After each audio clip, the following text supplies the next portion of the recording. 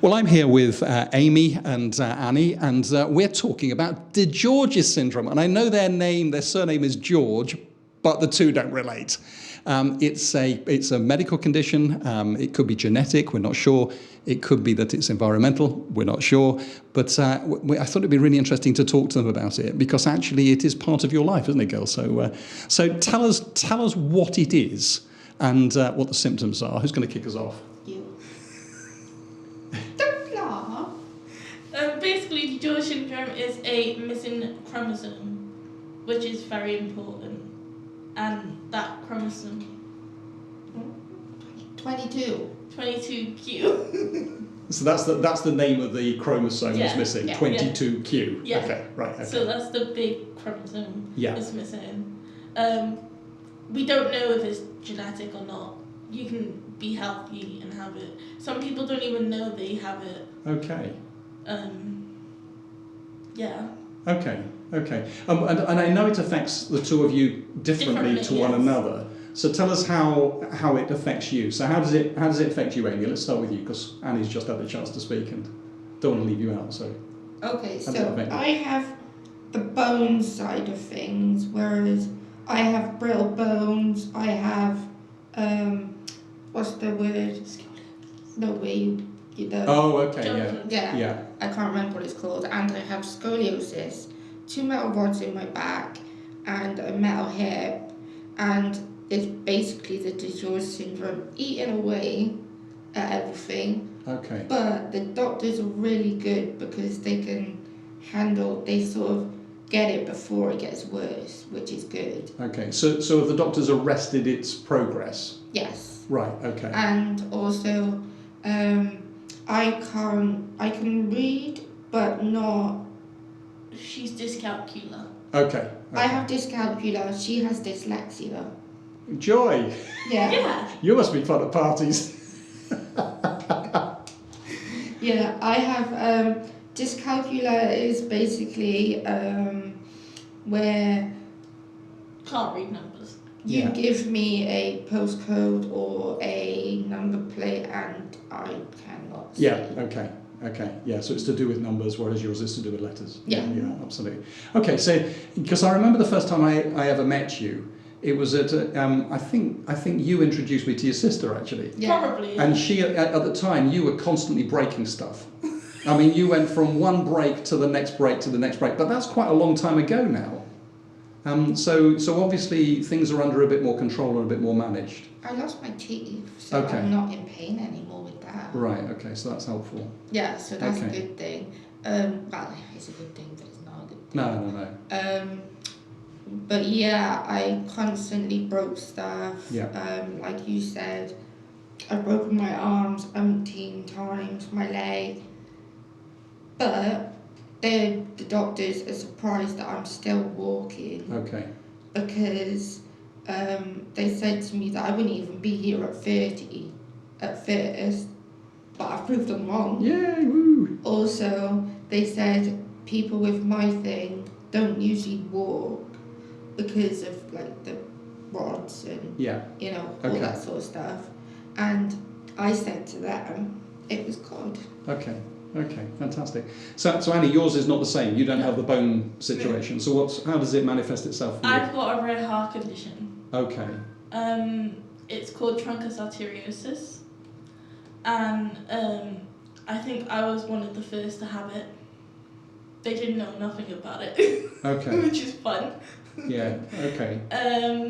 And basically, when I was born, usually your valves are like a V shape. Yes. Mine were all muddled up. Okay. So they had to replace it all. Wow. And literally fix it. Okay. So have you got artificial valves in your heart? I've got a plastic valve. Okay. Yeah. Okay. And how does it affect you? I guess when I'm, walking out of breath, and I just take my time with the day-to-day things. Okay. Can't really do heavy lifting. Right. Okay. And presumably it's affected your education quite a lot. Were you constantly in and out of school and things like that? Yeah, I was homeschooled. She was homeschooled. Oh, right, okay. I went to school for 2 years and I wasn't coping because of all the crowds and everything like that. I couldn't even go in the classroom. Yeah. So in the end, they said, because I got unwell pretty much all the time, I was homeschooled in the end. Yeah. Okay. And I was schooled. Yeah. Public school. Okay. So in terms of how you see yourselves, I mean, do you identify as people who have, DeGeorge syndrome, or do you just see yourself as, I'm Annie, I'm Amy, and that's... It is what it is. Okay. You're a child of God. Absolutely. Yeah, absolutely. So in terms of your thinking, how have you come to terms with the fact that this is something that you have to live with? Well, we know it's going to be a learning curve all our lives, and there's going to be new things popping up here, there, everywhere. Right. Okay. But in one sense, that's true of everybody, isn't it? Yeah. Nobody knows what's just around the corner, No. and you either learn from it, you get better or bitter. Yeah. Wow. Yeah. 50-50. Okay. And I can understand that. I can understand there must be times when you feel really frustrated that you can't do something. Yeah. Because it creates a limitation. Okay. And for you, Amy, how's it? Does it colour how you see yourself? No, other people have seen me. I've never fitted in. Like I said, when I was in school, I never had any friends. I didn't really want any, but hey. But I was totally alone. They didn't know what was wrong with me in school. I didn't go to a special needs school. I didn't have any special needs help in school. Whereas Annie was lucky. She went to a special needs school and she had a special needs unit. Yeah. So I went to a mainstream primary school, but I had one-to-one. Yeah. Quite a lot. And so then I when was you got pulled into out of the secondary. classroom. And then obviously high school, Yeah. and I went to iChurch, and I was in a special needs unit. Okay. Yeah. Okay. So I had quite a bit of help. Okay. So when you say you were homeschooled in primary? No, high school. Oh, in high school. Okay. Wow. Okay. So you started in primary. Yeah. And then you went into homeschooling for high school. I was in school for about 2-3 years, roughly 2-3 years, and then I was homeschooled. Okay. And then when I hit 15 or 16, I went to Bridgend College, Okay. which was a special needs unit. Yeah. That I could have some sort of respite from home. Everybody needs respite from home. Have you been to our house? We're not going to go there. No. We're not going to go there. So tell me, in terms of, obviously this is something that you've lived with. How does faith fit with the syndrome? How do you, as Christian young women, I can say that because I'm old. How does it actually fit? How do you see it from a sort of God perspective? Do you see it as something that God has given you as a challenge? Do you see it as something that God has given you as a gift? Do you see it something that God hasn't given you and that He probably want to take away from you? How do you see it? Since day one, since finding out, and finding out that I had to have this operation there and now, and I got christened in the hospital. Because they didn't know whether you'd survive? No. Okay, so I've always had that sort of growing up with faith and going to church and things like that. Okay. And as you've got older, how's faith developed for you? Great. You're never alone. Yeah. Okay, you're never alone. Yeah. Right, that's interesting. Get stronger each day, I guess. Okay.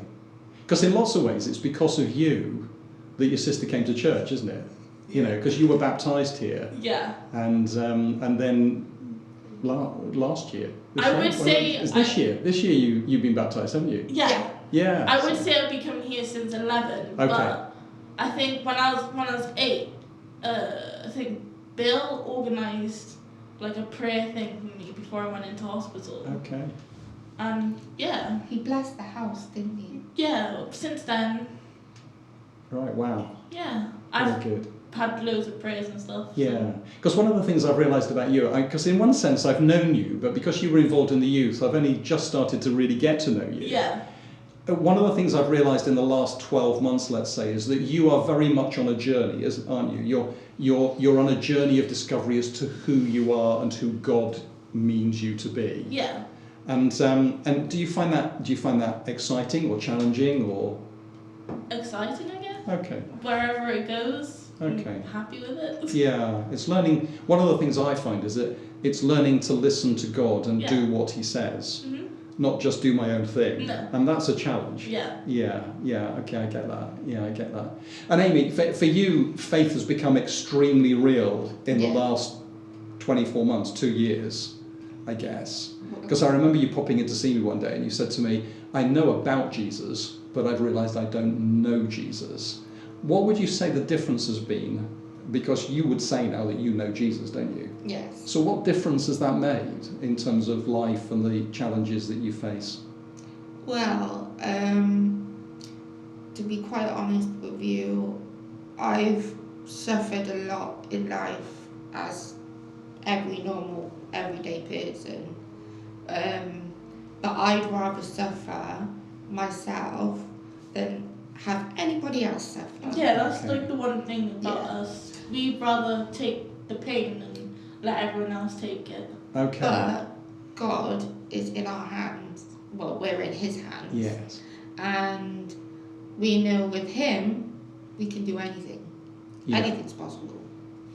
And I feel very strongly about Him, that He's always here. And He has changed me, because before I wouldn't have made friends. Like, I spoke to my cat. My cat was bored of me. And then I made loads of other friends. Okay. And now I'm meeting. Yeah, absolutely. I speak to different people. Yeah. Which we should never have done. No, it's amazing, isn't it? No. The transformation is incredible. I mean, even I've seen the transformation in the 2 years that I've really got to know her.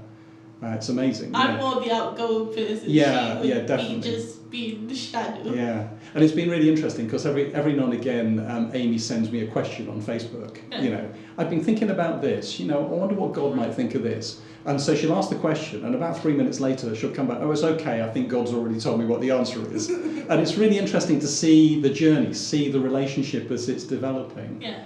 Now, we're in, around this time of the year, it's DeGeorge's Syndrome month, isn't it? Yes. And sort of, which is part of the reason why we're doing this, to make people aware.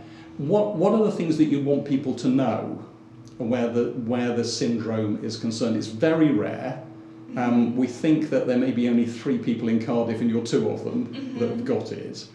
But what else would you want them to know? Well, surprising, not many professionals know. Okay. And not many teachers know. Okay. So it was quite, you can imagine it was quite a struggle finding a school. I was supposed to go to St. Tyler's, but when we mentioned George Syndrome, they were like, what's this? Right. There was over 1,000 people in the school, and I was the only one with DeGeorge syndrome. They'd never heard of it. Never. Yes. And I didn't have the resources. No. So Okay. I guess the meaning of it is to learn about it. Because the more you learn about it, and if somebody comes up to you with a child or something, Yes. because sometimes it can be not irritating, but annoying if somebody doesn't know. We do get our really bad days, though. Understand what it is. When they're really bad days, they're really bad days. Yeah. You can shut down. Yeah. Okay. Just, be in absolute agony. Sometimes I can't even move. Chronic pain and chronic illness. It's not fun at the same time. No, of course it isn't. No. And presumably yours is chronic tiredness. You were absolutely exhausted and just can't. Oh, yeah. Okay.